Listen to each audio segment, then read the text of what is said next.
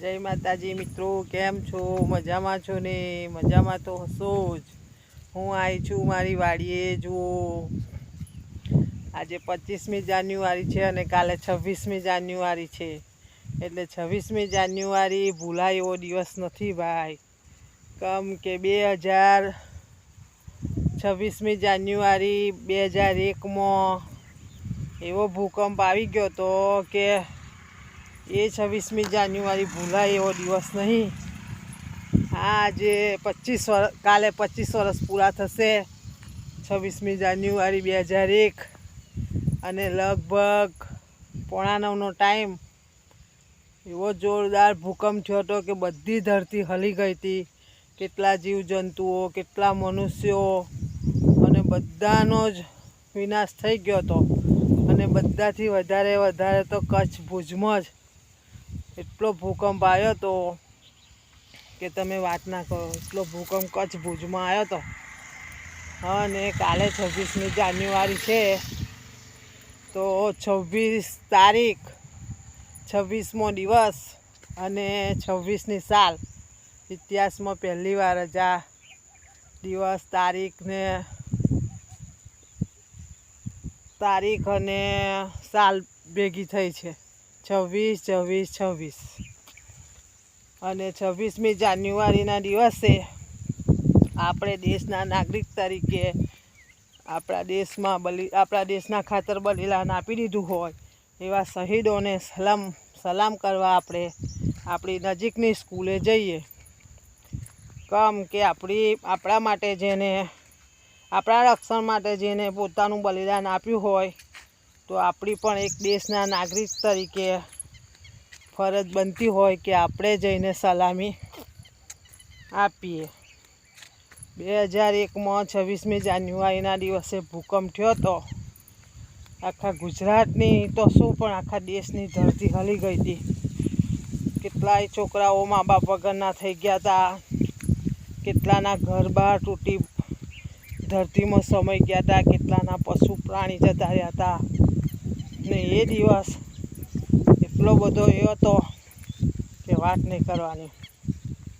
એ દિવસે કેટલાય લોકો જતા રહ્યા હતા અને કેટલાય સૈનિકો પણ શહીદ થઈ ગયા હશે.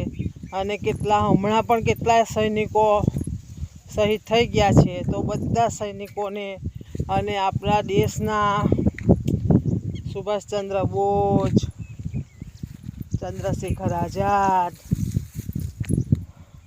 લાલા લજપતરાય, ગાંધી બાપુ બધાને સલામી આપવા માટે આપણે આપણા નજીકની સ્કૂલે જઈએ અને સલામી આપીએ.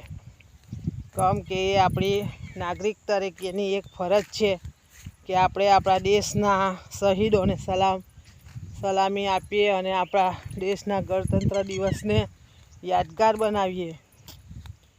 અને હું તો કહું છું કે 15મી ઓગસ્ટ અને 26મી જાન્યુઆરીના દિવસે તો આપણે જવાનું જ, આપણા ગામની સ્કૂલમાં જવાનું અને જઈને વર્ષમાં 2 વખત તો આપણે સલામી આપીએ કે ના આપીએ કે આપણા દેશને ખાતર શહીદ થઈ ગયેલા લોકો. અને આપણી ફરજ તો બને જ છે નાગરિક તરીકે, તો આપણે સલામી આપીએ અને આપણું કર્તવ્ય કરીએ. મારું કહેવું એવું છે. તમારું કહેવું શું છે? કહેવું હોય કે ના હોય, પણ કાલે 26મી જાન્યુઆરી છે એટલે બધા જ તમે પણ સ્કૂલે ભણેલા તો હશો જ. એવું નહીં કે સ્કૂલે નહીં ભણેલા હોય, સ્કૂલે તો બધા ભણેલા જ હશે.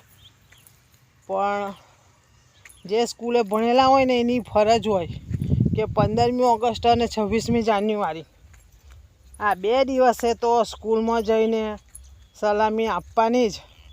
ભલે ને પછી બીજા કોઈ દિવસે આપણીથી સ્કૂલની મુલાકાત લેવાય કે ના લેવાય, પણ જય ઝંડો ફરકતો હોય 15મી ઓગસ્ટ, 26મી જાન્યુઆરી આ 2 દિવસે તો જઈને સલામી આપવાની જ.